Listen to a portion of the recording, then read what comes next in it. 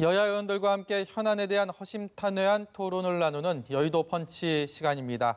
오늘은 더불어민주당 전재수 의원, 자유한국당 김정재 의원 모시고 얘기 나눠보도록 하겠습니다. 어서 오십시오. 네, 반갑습니다. 안녕하세요. 네. 오늘의 첫 번째 펀치 주제부터 보고 오겠습니다.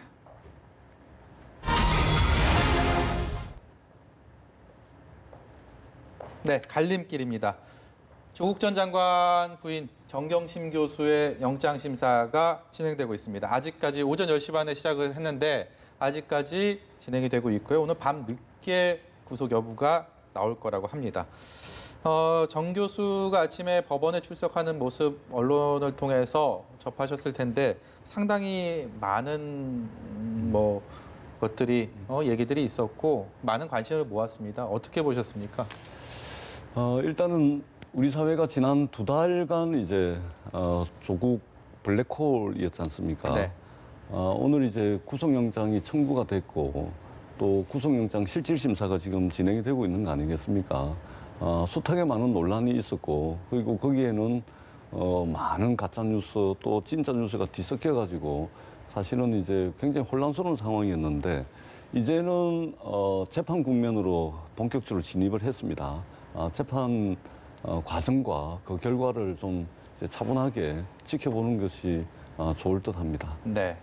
김 의원께서는 어떻게 보셨습니까? 네, 지난 한 2달 동안 정말 대한민국을 둘로 갈라놨습니다. 혼란과 또 분노 네. 가득한 그 2달이었는데요.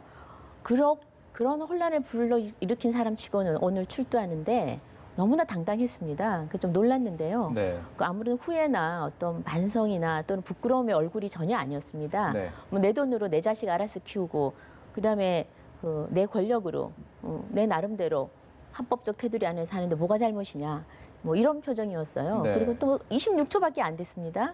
그래서 조국 장관이 전 장관이 잠깐 있으면서 그 아내를 위해서 포토라인 금지 이런 것을 주장해서 그런지 너무나 짧게 이전에 기업인이나 정치인이나 심지어는 대통령이나 수많은 이 포토라인을 걸쳐 간 사람들보다 훨씬 짧은 시간이었고 아마 이 18명의 엄청난 그 변호인단들 메머드급의 변호인단들의 조언을 받아서 그런지 국민들은 좀 더 보고 싶었어요.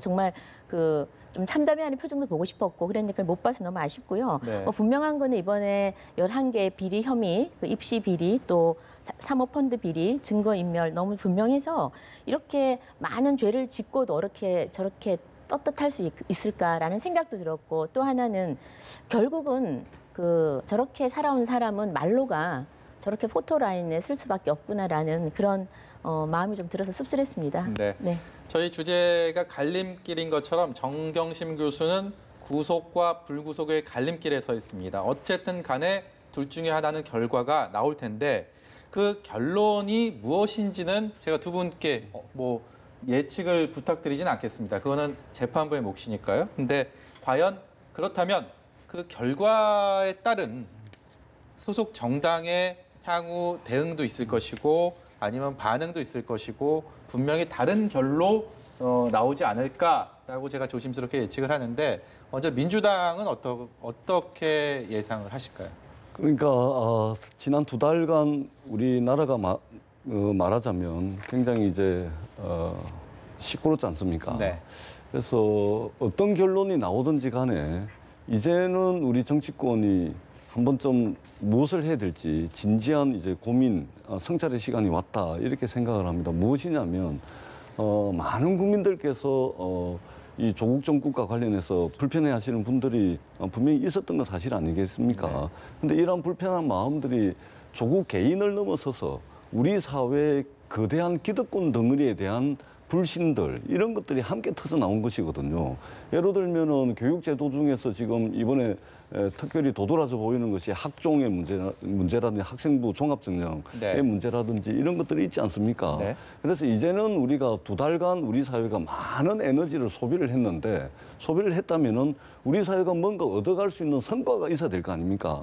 바로 이 성과를 어떻게 우리 사회가 남길 것인가 이것에 대한 논의를 정치권이 시작해야 된다. 예를 들면 교육개혁의 문제가 있죠. 예를 들면 학종의 문제를 비롯해가지고 교육개혁 어떻게 하면 더 많은 공정과 더 많은 정의 보장할 것인가의 측면에서 교육개혁의 문제가 있을 수 있을 것이고 또 권력기관 개혁, 특히 지금 문제가 되고 있는 검찰개혁의 문제 이런 것들을 우리가 반드시 성과로 남겨야 지난 2달간의 시간을 그냥 소비하고 허비하는 것이 아닌 것이죠. 네. 그래서 이제는 우리 정치권이 이번 일을 계기로 해가지고 거대한 우리 사회 기득권 덩어리에 대한 전면적인 개혁 작업 이것에 대한 논의를 시작하는 것이 정치권의 올바른 자세다 이렇게 생각을 합니다. 네.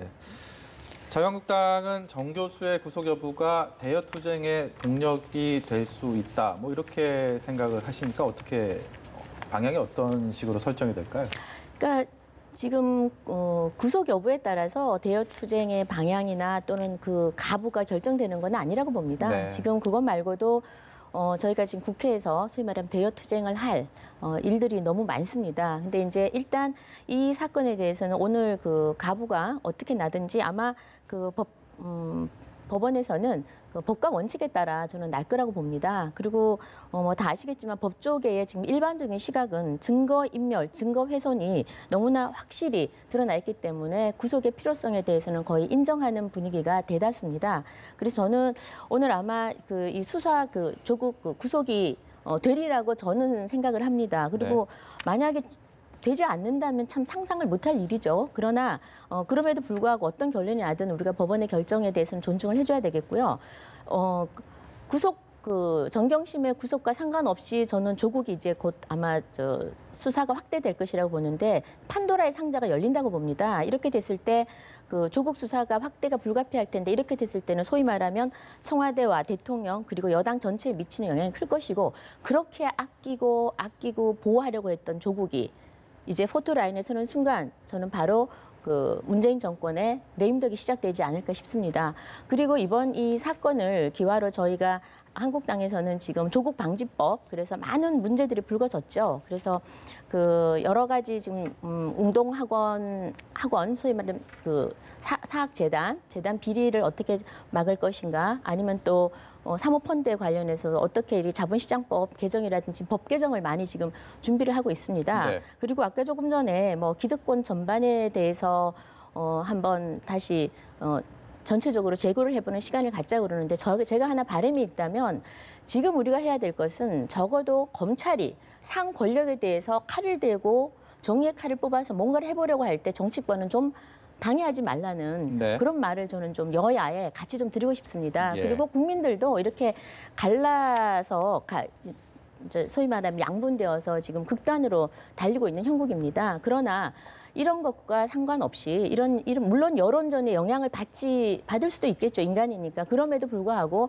검찰이나 법원에서는 이런 길거리에서의 아우성 이거는 그들 나름대로의 민주주의이기 때문에 광장의 목소리이기 때문에 인정은 하시되 절대 어떤 판단을 할 때 또는 수사 조사를 할 때 영향을 받지 않아야 된다는 게 저희 생각입니다. 네. 두 번째 주제를 보고 말씀 이어가겠습니다.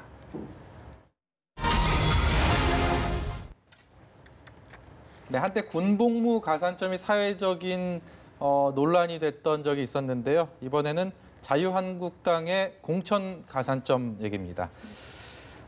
패스트트랙 수사 관련된 검찰의 수사 대상 의원이 자유한국당에서는 60명이 이름을 올리고 있는데 나경원 원내대표가 가산점, 정치 행위를 한 거기 때문에 그리고 당을 위해서 헌신했기 때문에 가산점 공천해서 주겠다라는 뜻을 밝혔습니다.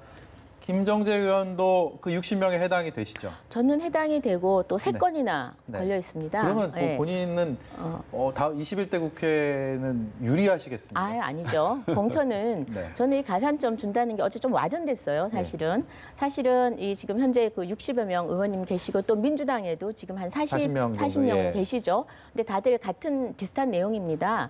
근데 이건 정치적 행위입니다. 그래서 이 부분에 대해서는 앞으로 저희가 뭐 여러 가지 향후에 또 절차들이 있겠죠. 그건 차치하고 일단 그 어저께 말한 그 내용은 소위 말하는 의총회, 오랜만에 의총회에서 의원들을 격려하는 차원이었어요. 네. 그러니까 지금 뭐 현장에서는 지금 각 지역구에서는 또 상대 당이 있으니까 뭐 예를 들면 그 패스트트랙에 걸리는 의원들은 뭐 출마를 못한다라든지 이런 여러 가지 말들이 많습니다. 네. 그래서 이런 걸 아마 원내대표께서 아시고 그냥 의원들도 좀 격려하고 좀 용기도 북돋아주는 차원에서 소위 말하면 헌법적 가치를 지키고 의회 민주주의를 지키기 위해서 항의를 한 이 행동은 정치적 행위고 올바르다. 그러니까 꿀릴 게 없다. 그러니까 의원님들 전혀 걱정하지 마십시오라는 격려의 차원에서 얘기를 했는데 이게 좀 와전이 된 것 같습니다. 근데 그 격려와 용기를 북돋아주는 차원이라고만 하기에는 공천이라는 부분도 굉장히 민감하고 정치적으로 근데 가산점이라는 부분은 더 민감하지 않습니까? 그런데 제가 단언하건대 거기 계셨던 모든 의원님들이 실제로 가산점을 준다고 믿는 의원님은 저를 포함해서 아마 단 한 명도 없을 겁니다. 나는 유리하겠구나, 한 나는 명도 불리하겠구나 없죠. 이런 생각 안 하셨을까요? 그건 아니고요. 네. 어제 아마 이번에 TF 팀들 이번 그 사개 특위에서 일한 그 TF 팀들한테 격려도 하시고 이러시면서 그런 차원에서 연장성산에서 나왔고요. 네. 뭐 그렇게 되면은 그런 거 가산 좀 준다 그러면은 공천을 누가 합니까? 사실은 지역구 주민들이 하는 겁니다. 네. 지역구 주민들로부터 제대로 인정받고 여론조사에서도 뭐 이겨야 되고요. 여러 가지 절차들이 있는데 결국은 원내대표든 당대표든 뭐 여야를 저는 막론하고 마지막 공천장에 도장을 찍는 거는 결국은 자기 지역의 유권자입니다. 네. 그래서 뭐 그건 그냥 좀 와전됐다 그렇게 생각해 주시면 될 것 같습니다. 전의원께서는 어떻게 보셨습니까? 자유한국당의 가산점 논란. 그 사실은 이제 상상을 할 수 없는 그렇죠. 말씀이죠.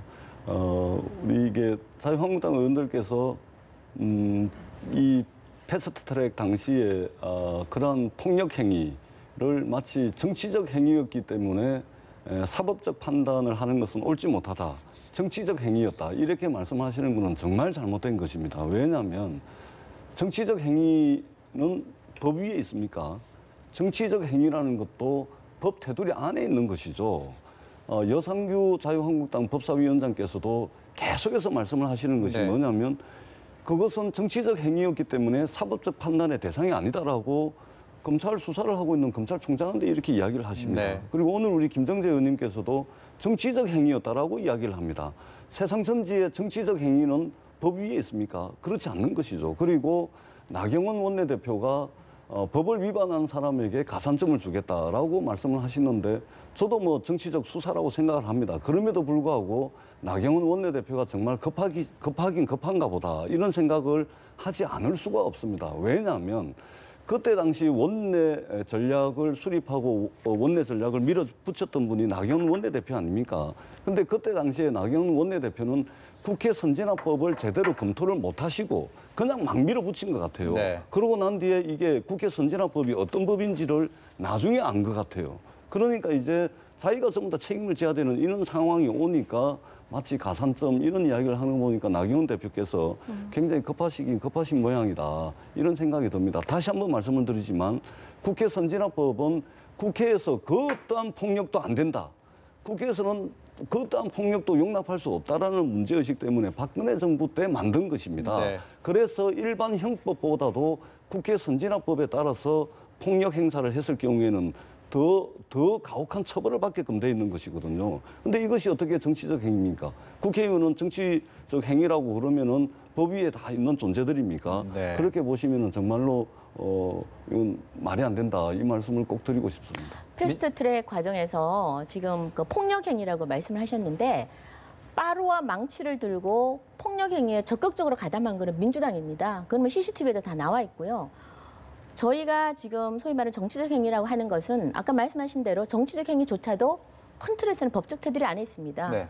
모든 게 헌법적 가치에 우리가 지금 헌법적 가치를 수호하기 위해서 소위 말하는 민주주의를 수호하기 위해서 이런 행위를 하는 것이지 법 위에 존재하는 것은 또는 군림하는 것은 저는 절대 아니라고 봅니다. 그러나 이 패스트트랙이 적어도 어떻게 먼저 시작을 했냐 그러면은 불법 사보임에서 시작했습니다. 네. 선거법은 여야가 반드시 합의를 해야 되는 겁니다. 그 합의 정신을 깨고 무조건 일방적으로 소위 말하면 야당 니네는 적폐 세력이니 니네는 우리와 대화할 대상이 아니야. 우리 일방적으로 달릴 거야. 왜? 다음 선거에 못 이길지도 모르니까 정의당과 한 편 먹고 소위 말하면 영원히 다수당이 되기 위한 거죠. 그래서 이상한 괴물 같은 선거제도를 가지고 나온 겁니다. 그래서 그걸 하려고 그러니까 소위 말하는 불법 사보임을 해서라도 사보임을 불법을 했습니다. 먼저 불법을 저질렀어요. 그런데 말씀하신 대로 국회 선진화법은 여기에 대해서 어떻게 대처할 방법이 없습니다. 이제는. 그래서 저희가 모든 사활을 걸고 들어 누운 겁니다. 저도 같이 누웠고요. 소위 말하면 그냥 땅에 누운 겁니다. 무슨 폭력을 누굴 때린 것도 아니고 무기를 쓴 것도 아니고요. 저지를 한 겁니다. 자, 그랬을 때 그 과정에서 수많은 과정에서 한국당 의원들한테는 회의한다라는 것도 알려주지 않고 일방적으로 회의를 했고요. 그 과정에서 소위 말하면 비합법적이고 또 비민주적인 행태라는 것은 너무나 정말 이루 말로 할 수 없이 많았습니다. 예. 그래서 저희가 그 과정에서 먼저 불법에 대해서 저항할 수밖에 없었고 그 과정에서 만약에 국회 선진화법이 적용이 된다면 달게 받겠습니다. 그리고 그 달게 받겠다고 했고 이번에 국회 끝나면 정기 국회가 끝나면 예. 국감이 끝나면 나경원 대표께서 지금 출두를 하시겠다고 하신 거고요. 네. 그다음에 거기를 피할 생각이 전혀 없습니다. 저희는. 그러니까 헌법적 그런데 가치를 그렇죠. 소화하기 위해서 네네. 김정재 의원께서도 그럼요. 검찰에 출석해서 조사를 받을 의향이 있으시다 이런 이번에 말씀이신가요? 국회 끝나고 나면 있죠. 그리고 그러나 적어도 우리가 당 차원에서 이건 일어나긴 되고 있기 때문에 개별적으로 행동하기보다는 당 차원에서 그래도 어떻게 하자라는 그런 그 일관된 그 행동들이 있습니다. 그래서 거기에 지금 따르는 것이고 그게 만약에 아까 그 전재수 의원님 말씀하신 대로 그 법 위에 군림할 수는 없죠. 그러나 우리가 적어도 이 선거법에 대해서는 이제 국민들이 좀 알 거 압니다. 아, 선거법은 소위 말하면 문재인 정권이 정권을 연장하기 위해서 이건 듣도 못한 심지어는 심상정 대표도 그랬지 않습니까? 알 필요 없다고. 또 알 수도 없는 거예요. 너무나 어려워서 복잡해서 쉽게 얘기하면 아무리 우리 자유한국당이 그 지역구에서 다수 과반석 이상을 차지를 하더라도 네. 비례대표를 한 석도 못 얻기 때문에 절대로 과반이 될 수 없는 운명이 놓이는 겁니다. 네. 그래서 이 선거법은 우리가 반드시 막아내야 되고 또 앞으로 또 공수처법 얘기도 하겠지만 이것도 대통령의 자기가 마음대로 움직이는 검찰 하나 더 만들겠다는 거 아닙니까? 네. 그런데 이거를 뻔히 두 눈 뜨고 야당이 그냥 보고 있으란 말입니까? 당연히 저항을 해야 되고요. 설사 어떤 불이익이 온다 할지라도 해야 되는 겁니다. 네. 그래서 이 부분에 대해서는 폭력 행위로 그렇게 단정 짓는 거는 결코 옳지 않다 네, 말씀드립니다. 자연스럽게 공수처법을 예. 말씀하셔갖고 예, 네. 뭐 이 시점에서 한 말씀 안 드릴 수가 없는 상황인데 경찰에서 자유한국당 의원들께 세 차례, 네 차례에 걸쳐서 소환장을 보냈습니다. 전부 불응을 했죠. 검찰에서도 소환장 보냈습니다. 전부 불응을 했죠. 그렇게 이제 당당하고 또 혹시 뭐 검찰이 오해를 하고 있는 게 있다면 그리고 폭력이 아니고 정치적 행위라고 주장을 하신다면 검찰에 나가서 출석을 해야죠. 네. 자유한국당 의원들은 경찰과 검찰에서 그렇게 수차례에 걸쳐서 소환장을 보냈음에도 불구하고 거기에 불응하는 것 자체가 이미 법 위에 있는 자유한국당 국회의원 특권의식에 이제 젖어 있는 자유한국당 의원이라고밖에 볼 수가 없다는 말씀을 다시 한번 드립니다. 한 번 더 명확하게 하자면 일반 형법보다 국회 선진화법 위반이 형벌이 더 가중됩니다. 이것은 국회에서 어떠한 폭력도 용납되지 않는다라는 것에서 출발한다는 말씀을 다시 한번 드리도록 하겠습니다. 어떤 폭력도 용서되지 않는다는 건 민주당 의원들도 같이 해당되고요. 그다음에 민주당 그 세 차례- 의원들은 그러니까 전부 저도 소환 조사 다 출두합니다. 받았습니다. 아니, 저도 예. 저희들도 나가고요. 이때까지 안 하시다가 이제 나가신다는 게 말이 안 되죠. 그거는 저희 전략이에요. 예. 그거는 저희가 알아서 하는 거예요. 법을 그것까지 전략 따라 막 하는 겁니까? 그 부분까지 지금 어떤 권력입니까? 문재인 정권 어떤 권력입니까? 다 보셨잖아요. 지금 윤석열 총장 자기들이 임명했어요. 상 권력한테도 대들으라고 했어요. 그러니까 대드니까 바로 어떻게 합니까? 지금 공수처법 만든다 그러지 않습니까? 죽이려는 거예요. 이렇게 모든 권력들을 쥐락펴락하는 겁니다. 자, 그런데 한국당 의원들이 소위 말하면 다 엮여가지고 줄줄이 끌려가는 거, 저희도 전략을 세워야 되는 겁니다. 일단 살아남아야죠. 왜? 부당한 권력에 대항을 해야 되지 않습니까? 그래서 저희가 최소한 합법적인 테두리 안에서 저희가 저항할 것은 확실히 저항하고 그리고 싸움을 그냥 합니까? 투쟁을 그냥 합니까? 야당은 나름대로는 전략을 가지고 이길 수 있는 7부 능선에 올라갈 때까지 저희는 최선을 다해서 여당의 잘못된 부분, 이 잘못된 지금 패스트트랙에 올려놓은 비정상적인 이 법안 막아내기 위해서는 저희들은 나름대로는 고심하고 그렇게 행동하고 있다는 거 말씀드립니다. 딱 한 가지만 더 말씀드릴게요. 법을 당의 전략에 따라서 소환에 응하기도 하고 응하지도 않고 이렇게 하는 것은 말이 안 되는 것이죠. 당리당략에 따라서 법을 좌지우지하겠다, 마음대로 하겠다. 이것은 말이 안 되는 겁니다. 법은 법대로 있는 것이고요. 당의 전략은 당의 전략대로 있는 것입니다. 네. 법을 지키는 선에서 당의 전략을 짜야지 당의 전략 때문에 출석하고 출석하지 않고 마음대로 하는 것은 네. 그것은 정말로 법을 무시하는 행위다. 이렇게 생각합니다. 출석할 겁니다. 네, 출석할 거고요. 그거 불법 이 주제만 아니니까. 가지고도 그 불법 아니니까 얘기가 너무 끝이 안날 불법 것 같아요. 아니니까. 예. 불법이 아니니까요. 너무 그렇게 열을 뭐, 안 내셔도 될 것 같습니다. 김정재 의원께서는 네. 여러분께서 들으셨겠지만 부당한 권력에 저항하기 위하여 그리고 투쟁하기 위한 당의 전략이다라고 규정을 하셨고요. 헌법적 가치를 수호하기 위해서 검찰의 조사에 출석해서 응하겠다라는 말씀을 하셨습니다. 그 부분에 대해서 저희가 가슴에 담고 지켜보겠습니다. 다음 주제 보여주십시오.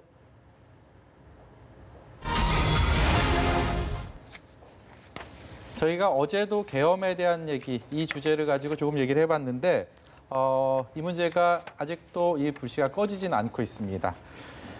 군인권센터가 제기한 이른바 촛불 계엄령 문건, 그리고 그 문건에 황교안 당시 대통령 권한대행 국무총리가 연관돼 있다라는 게 인권센터의 주장입니다.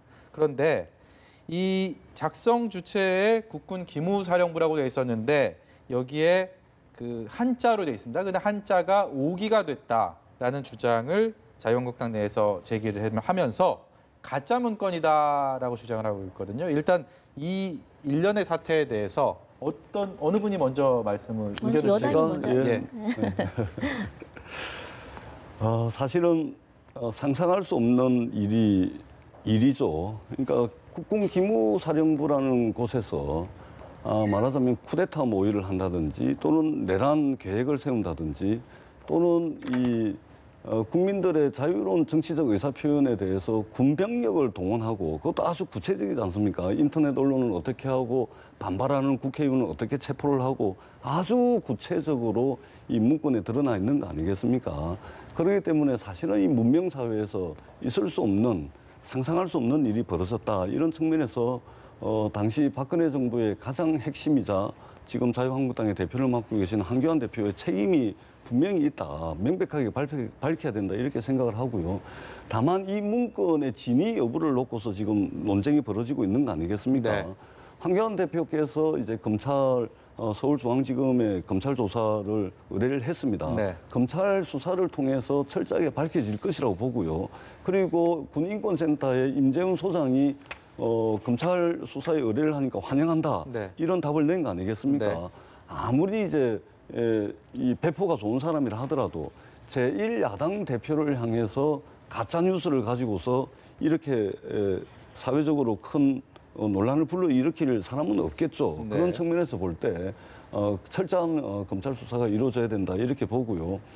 다만 지금 이 문건의 진위 여부를 둘러싸고 이제 논란이 되는 것은 애초에 기무사에서 이 문건을 생산할 때 그야말로 소수 정예 부대를 별도의 사무실에서 꾸려가지고 PC도 바깥에서 새로 들어오고 그다음에 USB도 그 작업에 참여했던 한 사람의 차에서 쓰던 USB라는 거 아닙니까? 네. 보안 규정을 전부 다 어겨가면서 이렇게 생산이 된 문건입니다. 그렇기 때문에 이 문건은 애초부터 나중에 발각이 되더라도 우리 국군 기무사에서 만든 문건이 아니다.